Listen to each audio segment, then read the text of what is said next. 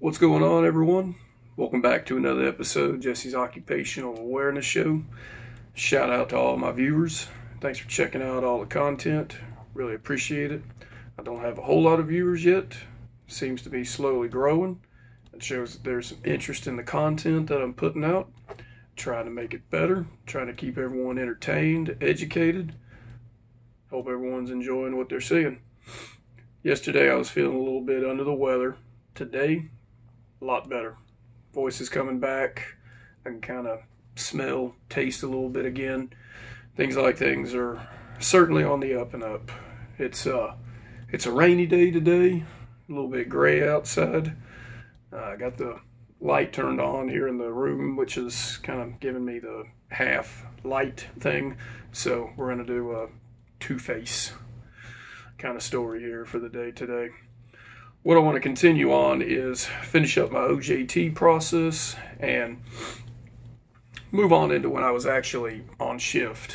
The last phase of my OJT process, if you remember from a previous video, the shift I worked at before was general population at nighttime, 12 hours, was off for the day, came in for the next shift, which was going to be Ad Seg, night shift. Now, what is Ad Seg? That's an abbreviation for Administrative Segregation.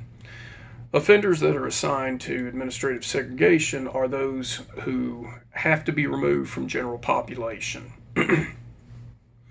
through either their conduct, their classification, prior charges, prior offenses, history within the facility, if they're gang affiliated, or if they have any kind of sexual offender type charges, anything to that nature. For some reason, something has prevented them from being able to function around a building that'll have around 48 inmates or so at a time. They have to be housed and segregated. Some are for protection from themselves, some protection from others. They may have done something in the past, some kind of gang affiliation, something that there may be a hit out on them. Or this offender is just so high-strung, so much of a mental case, so much of something that they just can't be around other human beings. It's safer for them to be put away. When I say put away, they're in a small cell. Segregation, for those who didn't work in it throughout the unit, a lot of times they called it the dungeon. There were lights in there, but it was dark, it was loud, and it was the penitentiary within the penitentiary.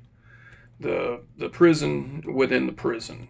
Nobody made it into Ad Seg, except for those who had what they call check-in, those who had requested segregation from other inmates, but nobody was in segregation for the hell of it. They were all in there for a reason, and I'd quickly find that out. Didn't take very long. So, paint a picture about Seg. Seg took place in 12 building. There were 2 buildings that were typically segregation, 11 building and 12 building. 11 building was the hospital building.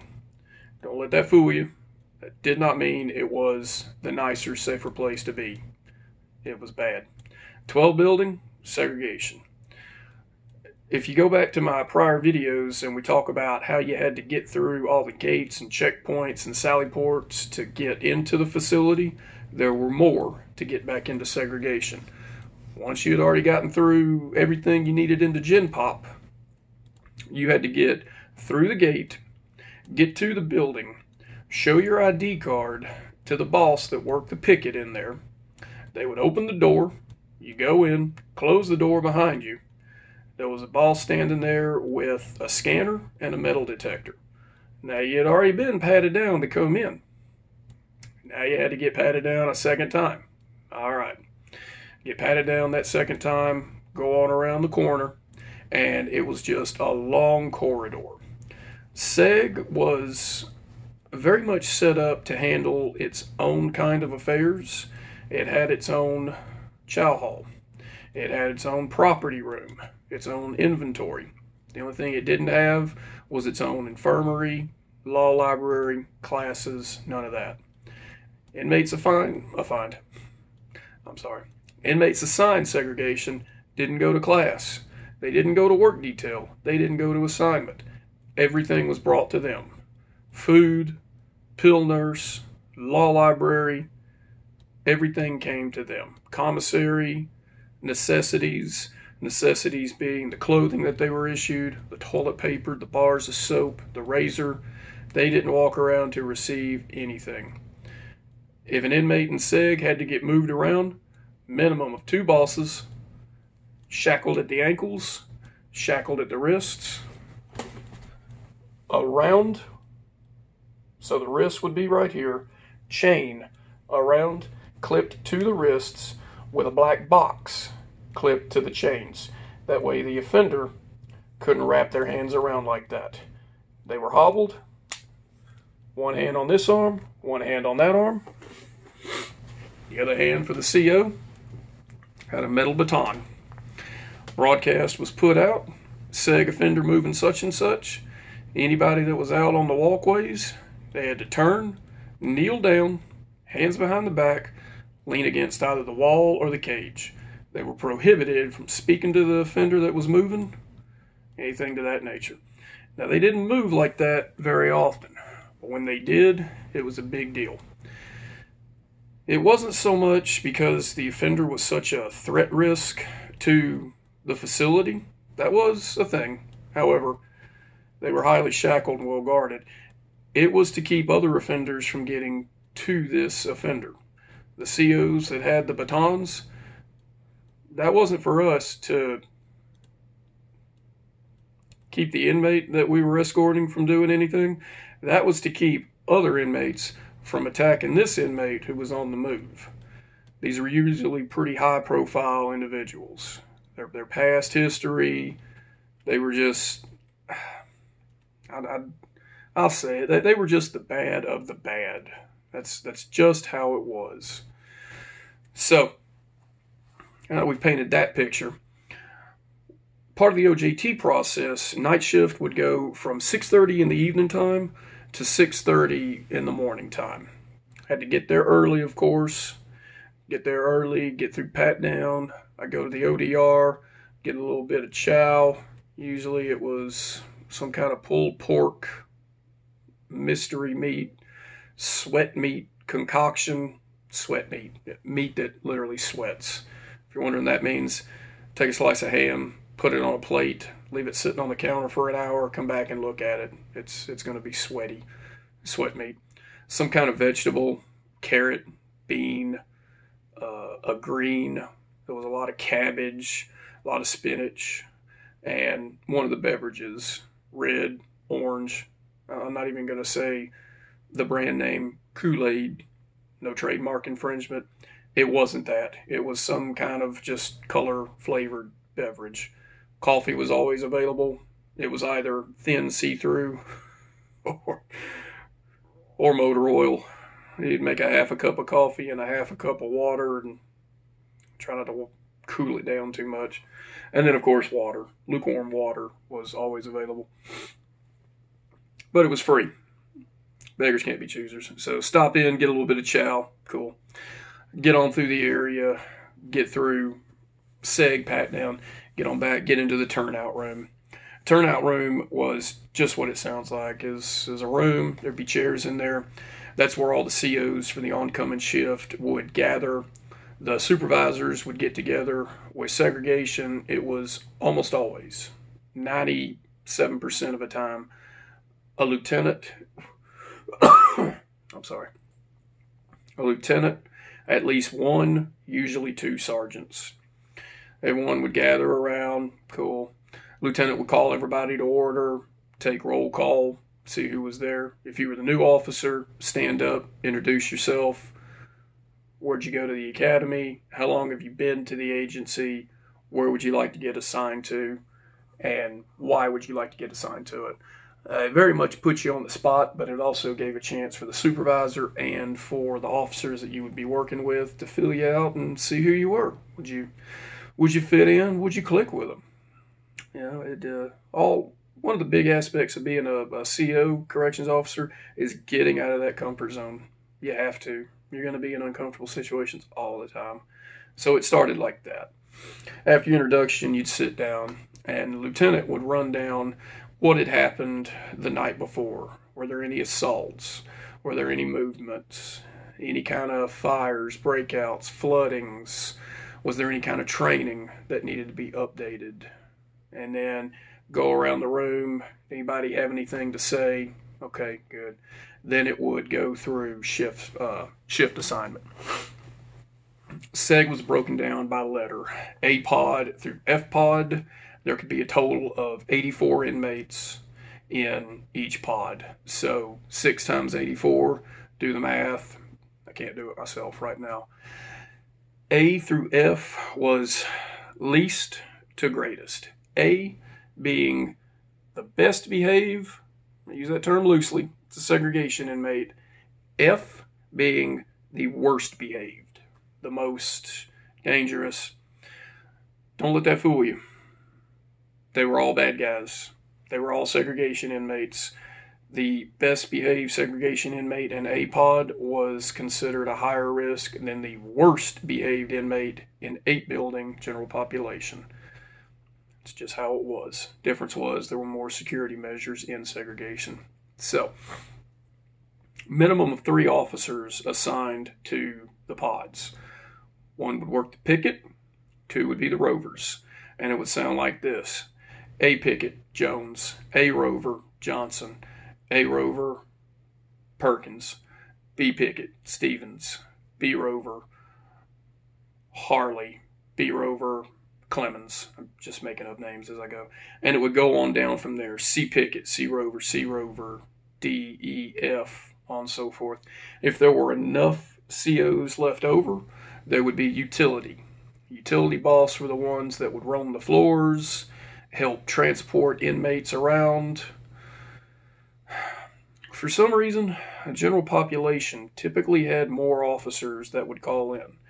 Now, there were more officers assigned to general population because it was a larger portion in the facility. It wasn't uncommon to have an excessive amount of SEG officers, and then SEG officers would get sent to general population. I'm going to say us because that's where I ended up. You could always tell a SEG officer because we carried the beam tool with us and we wore our stab vest. And when a SEG officer walked into gen population, you would already hear it. Oh, God, mumble, M-word isn't. Because they knew we were used to a more high secure kind of inmate. We weren't going to take any BS off of them, and we weren't going to let them get away with anything. I'm not taking away from my Gen Pop COs. Shout out to all of you. Love all of you. We weren't going to stand for any BS. Any kind of trafficking and trading or a little bit going on, that was instant write-up, instant charge. So when we went into Gen Pop, they would just get so mad because they knew charges were going to come out the wazoo. We were more apt to lock the facility down. Gen Pop inmates, they fucking hated us. I'm sorry for that. They hated us when we walked in there. As soon as they saw that stab vest come walking in, oh, here you go. All little bells and whistles would start coming out. They hated when a SEG officer worked Gen Pop. It was good times. I'm getting ahead of myself, though. Sorry. Reminiscing. Oh, just listening to what those guys would say when I'd walk in there. They hated me. I was a case-writing fool. Anyway. So I'm sitting in the turnout room. I'd done introduced myself. The first night that I worked in, I didn't work in 12 building. I was assigned with Officer Townsend and Officer Keene. Mr. Keene and Miss Townsend. Made it real quick. Not Mrs. Miss Townsend. Okay. Older officers. I think they had been there somewhere between 15 to 20 years. very experienced, very seasoned officers.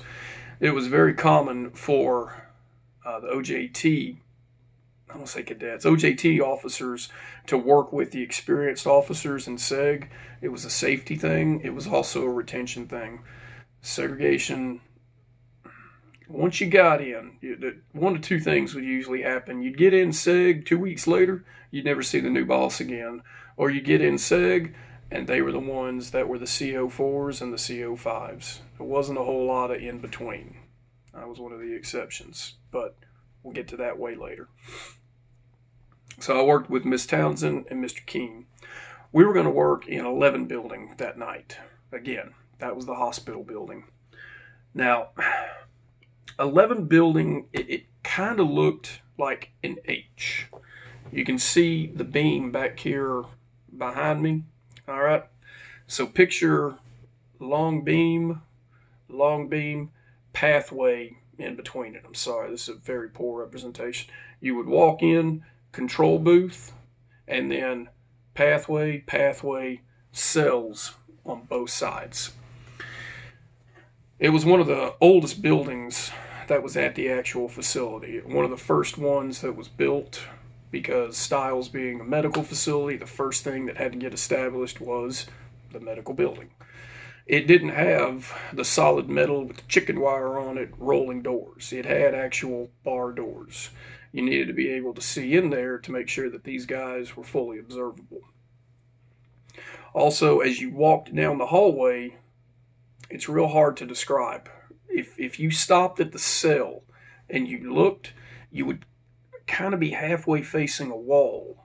You had to kind of step in around, so you had a wall kind of 50% behind you, kind of like a half wall right here behind me, and then you would be looking at the cell where the offender was. There was only one portion there at the time. This has probably changed. There was only one portion that would house 2 offenders. The other ones were single cell individuals. They didn't wear 2-piece sets. They wore a 1-piece jumper, and it buttoned up the center. I say jumper, picture it like a set of coveralls, a onesie, if you will. Why they were in there, I don't know. We were never privy to that. There was some kind of medical reason. They couldn't be in general population. They couldn't be in the SEG building. They had something medical going on. I didn't work in there long enough to know what or why. Some of the officers, they called it the psych ward. Everybody in that facility, at least in SEG, they were all a psych case. That's what you'll hear, psychological problem inmates, psych cases. So I go in with Miss Townsend. I start off in the picket. Okay. She shows me all the different paperwork, the count sheets, the roster of the offenders, how the radio works, the different channels that we're going to use through there. Utility boss brings in a cart, and Mr. King takes it over, and it's a big 55-gallon plastic barrel of ice cold water. It's just burning hot in the building. No AC in this particular one. Yeah, hospitals are usually the coldest places in the world. Not here. Hot. So, I'm thinking everything's great. I'm in the hospital building. Cool. I got the 2 senior officers on night shift working with me. Mr. Keene, he looked grizzled and seasoned, and he's passing out cold water to these guys. We're going to have the greatest night, most chill that we could have, right? We're giving inmates ice cold water. Nothing's going to happen. There were cameras that you could watch up and down, and you could also look through the plexiglass partition, and for about 3/4 of the way down, you could still see the CO going up and down the walkways. That was a design flaw in the building. It kind of curved. So once he got about 3/4 of the way down, you couldn't see him through the plexiglass anymore. You had to rely on the camera. This wasn't the greatest camera in the world. This is like some 1982 surveillance, Nintendo trademark infringement, none intended, 8-pixel screen. You could see a blob. And not only that, it wasn't so much that it was black and white. It was like an ugly off-colored blue. You could just make them out. And about a quarter of the way down, we noticed that he had stopped, and then he disappeared from view. He went into one of the cells, and we could actually physically hear yelling. We see him come back out. He has his can of pepper spray in his hand, and he's yelling something at Miss Townsend. I don't remember what it was. He was yelling code. I think he was either saying ICS, Incident Command System, or whatever the code number was. I don't remember. It's just been too long ago. I just remember her getting on the radio saying, we have an emergency, 11 building. We need to initiate ICS. I need supervisor support. At that point, we can see him covering up his face, what he had done. And I didn't know it at the time. I'd find out later on as he had come around the corner. He saw an offender cutting himself with his razor. He ordered him to stop. He didn't. For the offender's safety, he sprayed him with his pepper spray. Pepper spray will go everywhere in that place. It's a closed building, and with the, as we talked about earlier, the climate control, the circulation, it just circulates the mess everywhere. So it took a couple of minutes. I couldn't respond. Ms. Townsend couldn't respond. We were the picket bosses. Plus I was OJT. I couldn't respond on my own. Mr. Keene has his cloth over his mouth. We always carried rags, usually a terry cloth kind of rag, in our back pocket. We were taught in the academy that was our survival tool. I was quickly finding out why. Sweat rag, cover your face from gas. He was standing off to the side, and he still had his pepper spray pointed at the offender with his rag over his mouth, just yelling at the offender. He was trying to get him to stop cutting himself. At this point, the lieutenant and the sergeant had responded. Miss Townsend opened the door. Another CO followed in pretty quick after them. They got about halfway down, and you could see the lieutenant kind of start doing one of these. The sergeant started coughing and hacking. The other CO, she got about halfway down, turned, and came back up the hallway. The gas was so thick, she couldn't go any further. Once the supervisors had gotten there, they were able to get the door open, communicated through the radios, roll cell, I don't remember what number it was, got the door open, got the offender out. They had wrapped a towel that he had in his cell, had wrapped it around his arm, but you could still see blood just coming out of this guy's arm. Got him out of the building. The other CO, I don't remember her name, she had finished up, she had gotten acclimated to the gas that was in the room. Mr. Keene, shout out to him, he was a trooper. It didn't seem to really bother him. He had his rag over his face, but every time he'd take it down to have to use his hand, it didn't seem to bother him. And it eventually got to us in the picket, and even though I'd been exposed to it, makes your eyes water, makes you kind of cough a little bit. It's not fun. It's never pleasant. So that was my first experience segregation. Within 20 minutes of being in there, offender's already cutting on himself. He's been removed. I'm fairly certain he went to the infirmary. I don't remember the number of the building. It may not have even had a number. It might have just been called the infirmary. It was next to the law library and where all the classrooms were that offenders would attend. The Wyndham school district. Wyndham is the school district that educates inmates, gets them their GED, and so forth. It's actually accredited by the state. So, Mr. Keene and this other officer, they continue on making their rounds, checking on offenders. There was no movement. They didn't go into showers. Chow wasn't brought in. They'd already been served dinner chow. Breakfast chow would be brought in around 2, 3, something to that nature. I spent around 4 hours in the picket with Miss Townsend going over the paperwork, how to fill it out, the radio, different codes, procedures, how the camera worked, how you could zoom in and out with it. The screen always looked horrible. It was horribly outdated. It would have been outdated the day it rolled out, probably in 1980.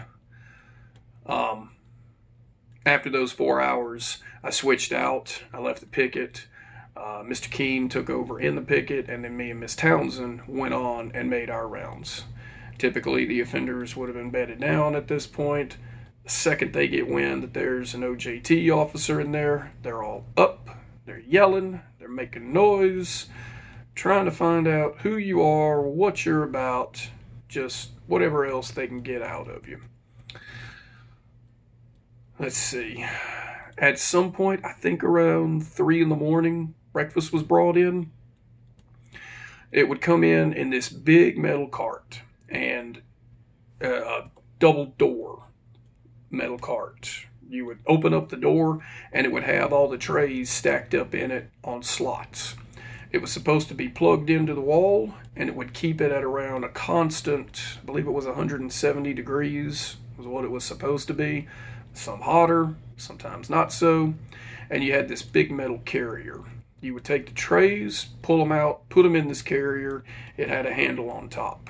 Think of it like carrying one of those rolling suitcases, the horizontal kind, not horizontal, the vertical kind. You could stack up to 7 trays in it. Stack the trays up in there, go down the line, pass out the trays. The second officer that you were working with had a pitcher. Pitcher had whatever ice cold beverage was in it, tea, milk for the offenders that were classified diet, the red or orange. Sometimes it'd just be water. Every now and again in the morning there would be coffee.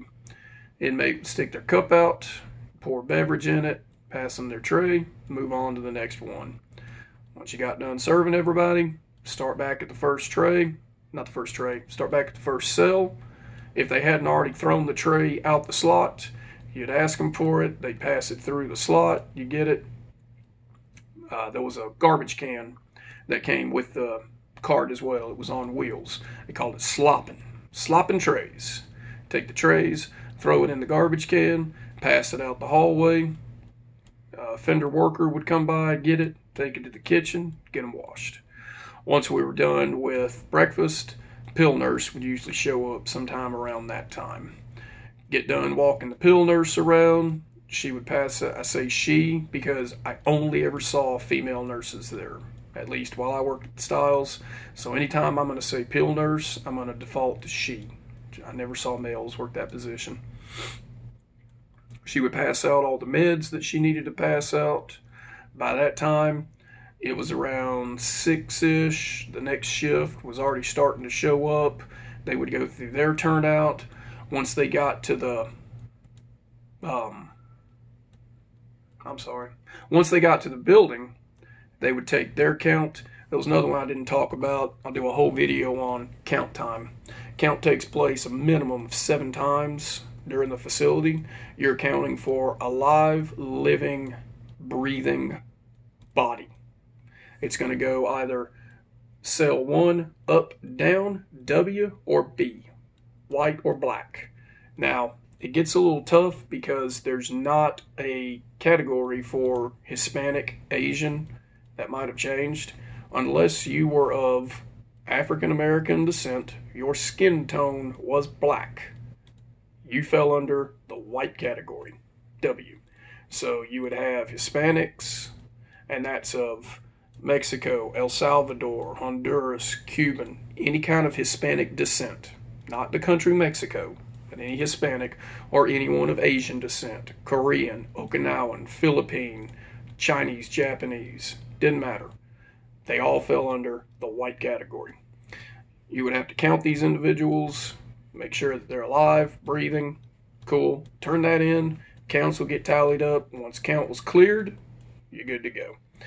Count had to be cleared before the off-going shift would move on from there. We'd take a count of the individuals, new officer would come in, take a count it cleared, then you were good to leave your shift from there. That was in segregation. I'm not sure about Gen Pop. Could be wrong. So counted cleared at that point. I left out with Miss Townsend, Mr. Keene. We talked to each other. Enjoyed working with you. Really enjoyed the shift. Great. Next thing was to meet with Officer Lewis. This was by this point it was around 7 in the morning. Those of us that were all on OJT, I take that back there.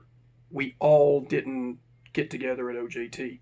There were just a few of us. We were on different schedules at this point because we were doing our shift tours and not lumped together as a group of OJTs. So that's why there wasn't all of us together. We hung out around Miss Lewis's office. Took about an hour or so. She knew she was supposed to come in a little bit early that day.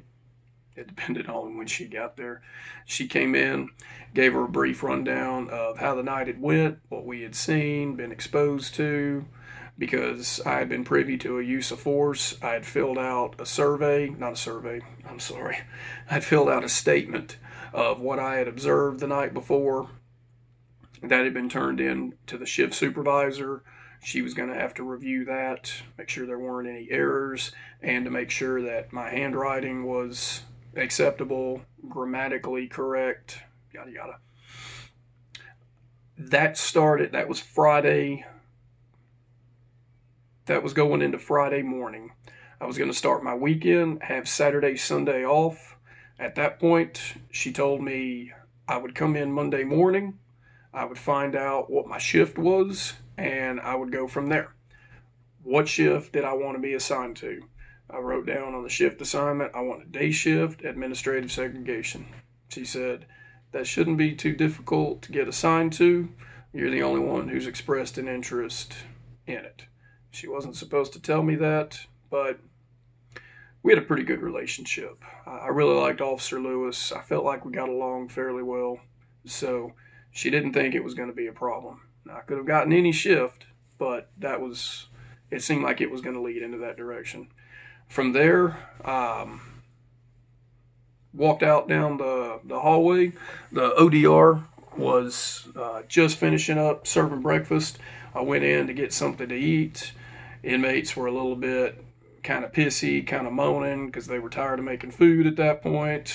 Whatever, make me some food. Made me a couple of pancakes, had some lukewarm coffee. Went home and crashed. So that was my experience with OJT in segregation. Started off in the hospital building. Really hope you guys have been able to sit through this whole video. Hope it hasn't been too boring or drone on. Again, I'm sorry I don't have all the bells and whistles that pop up. I haven't learned how to do that yet. Eventually I will. Try to make them a little bit more pleasing. I hope that this entertains everyone. You're entertained, right? And I hope that it educates anybody that may be thinking about this as a future career. I'm thinking about, for the next video, probably going to do how I got started into segregation, how we went from there. And from this point, now that I'm done with the academy and the OJT process, I'm going to start throwing in some random videos,